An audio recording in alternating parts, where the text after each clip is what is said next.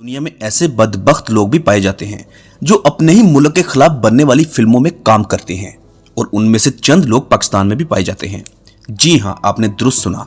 पाकिस्तान के ऐसे फनकार भी हैं जिन्होंने पाकिस्तानी मुखालिफ इंडियन फिल्मों में काम किया। किस वजह से? सिर्फ और सिर्फ दौलत की वजह से। ऐसे फनकारों के लिए पैसा दौलत इतनी अहमियत रखता है कि वो अपने मुल्क के खिलाफ बनाई जाने वाली फिल्मों में काम करने से नहीं कतराते। इस कैटेगरी में सबसे पहला नंबर आता है मिकाल जुल्फकार का। मिकाल जुल्फकार पाकिस्तान टीवी, फिल्म और एंटरटेनमेंट इंडस्ट्री का बहुत बड़ा और पुराना नाम। मिकाल जुल्फकार ने इंडियन फिल्म जिसका नाम था बेबी, जो 2015 में रिलीज हुई, जो मुंबई हमलों के मुतालिक बनाई गई फिल्म थी। इस फिल्म में मिकाल जुल्फकार ने अशफाक काजी का किरदार निभाया। यह फिल्म 2015 में रिलीज हुई जिसमें अक्षय कुमार इसके हीरो थे। इस फिल्म को पाकिस्तान में बैन कर दिया गया था क्योंकि इसमें मुसलमानों को मनफी तौर पर दिखाया गया।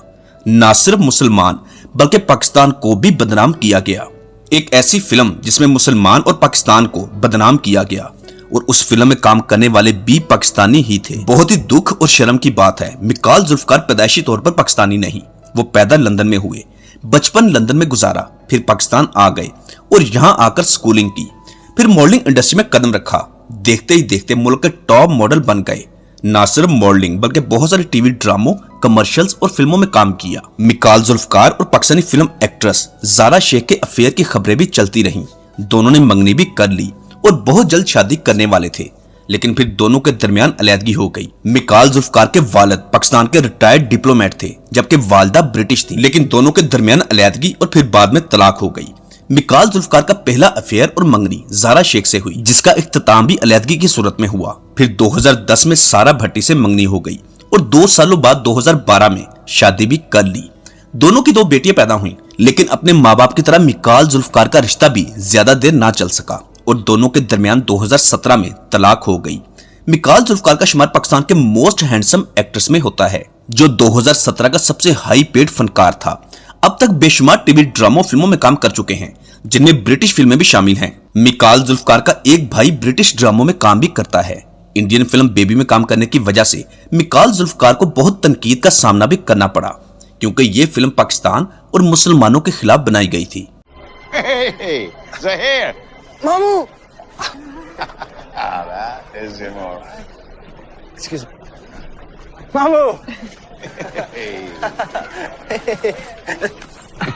Welcome to London. Number 2, Pakistani TV film industry के सीनियर फनकार रशीद नाज।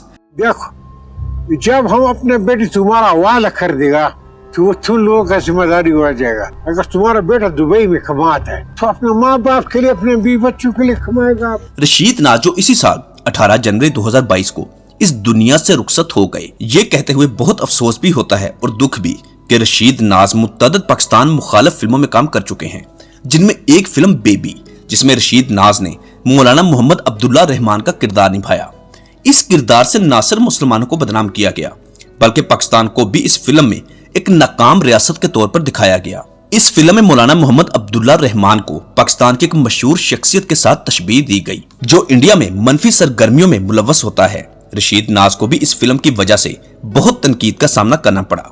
इंडियन लेजेंड अदाकार नसीरुद्दीन शाह का कहना है कि हमारे पूरे इंडिया में रशीद नाज जैसा एक भी अदाकार नहीं। इतनी रोबदार शख्सियत जो फिल्मों के लिए बिल्कुल परफेक्ट समझी जाती है। आपके एहतराम में आ गए, वरना न तो आपकी अदालत शरी है और न यहाँ किसी को हमसे ज्यादा इस्लाम के बारे में इल्म है। मौलाना रशीद नाज का ताल्लुक पेशावर से था जो 1948 को वहां पैदा हुए। ताल्लुक बिजनेसमैन खानदान से था जो तिजारत करते थे, फल और सब्जियों की तिजारत। रशीद नाज अपने बाप दादा की तरह फलों की तिजारत का बिजनेस करने लगे। इसी सिलसिले में अफगानिस्तान आना जाना मामूल बन गया। अफगानिस्तान से फल और सब्जियां खरीदते जिनको ट्रकों के जरिए पाकिस्तान भिजवाते। रशीद नाज को अदाकारी का बहुत शौक था। वो फिल्म इंडस्ट्री के नामवर अदाकारों की नकलें उतारा करते थे। जिन फनकारों की नकलें उतारते थे उनका नाम था दिलीप कुमार साहब, वहीद मुराद, मोहम्मद अली साहब और यूसुफ खान।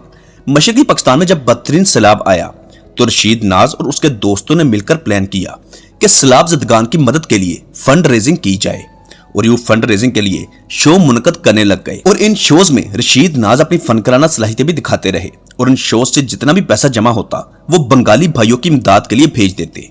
इन शोज की वजह से ही जहां बंगाली भाइयों की मदद की, वहीं पर रशीद नाज को भी इन्हीं शोज की वजह से ब्रेक थ्रू मिला। यहाँ से रशीद नाज को पाकिस्तान टेलीविजन इंडस्ट्री में काम की ऑफर आई और यूं रशीद नाज पीटीवी स्टेशन पेशावर पहुंच गए। वहां चंद प्रोजेक्ट्स में काम किया। फिर उसके बाद रशीद नाज ने लाहौर और कराची का रुख कर लिया, क्योंकि रशीद नाज मेगा इंडस्ट्री में इंटर होना चाहते थे। मुख्तलिफ उर्दू, पश्तो और हिंदको ड्रामों में काम करने की वजह से रशीद नाज को फिल्मों में भी काम करने की ऑफर आने लगी। और फिर शुएब मंसूर की नजर रशीद नाज पर पड़ी और शुएब मंसूर ने ही रशीद नाज को सिल्वर स्क्रीन पर आने का मौका दिया। 2007 की फिल्म खुदा के लिए यहां से शोहरत का आगाज हुआ और 18 जनवरी 2022 को पाकिस्तान के इस लेजेंड फनकार की मौत हो गई। उन्हें उनके आबाई इलाके पेशावर में सुपुर्द खाक किया गया। तुम जा भी कैसे सकते हो? तुम भी तो खान हो। कभी कभी खाया पिया भी हलाल कर लिया करो। इस किस्म की हरामखोरी मुझे बिल्कुल पसंद नहीं। नंबर 3, पाकिस्तानी म्यूजिक इंडस्ट्री का एक बहुत बड़ा नाम असरार। असरार जो पाकिस्तान के मशहूर हुए, फिर सिंध हैदराबाद में आ गए और वहां से लाहौर शिफ्ट हो गए। कोक स्टूडियो 2014 से शोहरत और पहचान मिली, जिसमें एक गीत जिसके बोल थे सब आंखों अली अली, वहां से पहचान और शोहरत मिली। असरार ने 2015 में बॉलीवुड में कदम रखा। इंडियन फिल्म पैंथम के लिए एक गीत कंपोज किया जिसके बोल थे अफगान जलेबी, जो एंटी पाकिस्तानी फिल्म थी जिसमें सैफ अली खान और कतरीना कैफ हीरो हीरोइन थे। इस फिल्म में पाकिस्तान में घुसकर ऑपरेशन करते दिखाया गया। वैसे तो इंडिया को हमेशा से ही पाकिस्तान घुसने का बहुत शौक रहा है, हकीकत में तो ऐसा मुमकिन ना हो सका। अलबत्ता उन्होंने ये अपना शौक फिल्मों के जरिए पूरा जरूर किया है। लेकिन अफसोसनाक बात यह है कि ये फिल्म जो पाकिस्तान के खिलाफ बनाई गई, उसमें म्यूजिक कंपोजिंग के लिए पाकिस्तानी गुलकार ने ही अपनी आवाज दी और इस फिल्म को भी पाकिस्तान में बैन किया गया था। नंबर 4, पाकिस्तानी शोबिस इंडस्ट्री के नामवर खानदान की बहुत ही मशहूर फनकारा मोमल शेख। और अगर सिर्फ तुम्हें इस बात का डर है कि जोया का क्या होगा, तो ये डाउट भी तुम्हारा दूर कर देती हूँ। जब तुम कॉलेज टीम में सिलेक्ट हुए थे ना, तो रात भर खुशी। मोमल शेख जो कि पाकिस्तान के legend film actor Javed Sheikh की बेटी हैं और शहजाद शेख की बहन। मोमल शेख ने भी इंडियन फिल्म इंडस्ट्री में काम किया। फिल्म 2016 में रिलीज हुई जिसका नाम था हैप्पी भाग जाएगी। इस फिल्म में पाकिस्तानी पंजाब और इंडियन पंजाब के माबैन लव स्टोरी को दिखाया गया। इस फिल्म में मोमल शेख को जोया के किरदार में दिखाया गया और ये फिल्म भी पाकिस्तान में बैन हुई। ना सिर्फ मोमल शेख बल्कि उसके वालिद जावेद शेख ने भी इस फिल्म में काम किया था, जो इस फिल्म के एक किरदार जिसका नाम था बिलाल उसके वालिद होते हैं। इस फिल्म में भी पाकिस्तानी सकाफत और पंजाबी कल्चर को डीफेम किया गया था। वैसे तो बहुत सारे पाकिस्तानी फनकार इंडियन फिल्म इंडस्ट्री में काम कर चुके हैं, लेकिन इन चारों फनकारों ने ऐसी फिल्मों में काम किया जो पाकिस्तान के मुखालिफ बनाई गई थी और इन तमाम फिल्मों को पाकिस्तान में बैन किया गया। इसके अलावा वीना मलिक का भी एक फोटो सेशन मौजूद है जिसमें उसने पाकिस्तान के अहम इदारे के खिलाफ हर्जा सराई की और उसको बदनाम करने की कोशिश की। कुछ इंसान ऐसे भी होते हैं जो दौलत और शोहरत की खातिर इस हद तक गिर जाते हैं। दोस्तों, ये थे पाकिस्तान के वो फनकार जिन्होंने अपने वतन अजीज के खिलाफ बनाने वाली फिल्मों में काम किया। आपकी इनके मुतालिक क्या राय है नीचे कमेंट बॉक्स में लाजमी बताइएगा।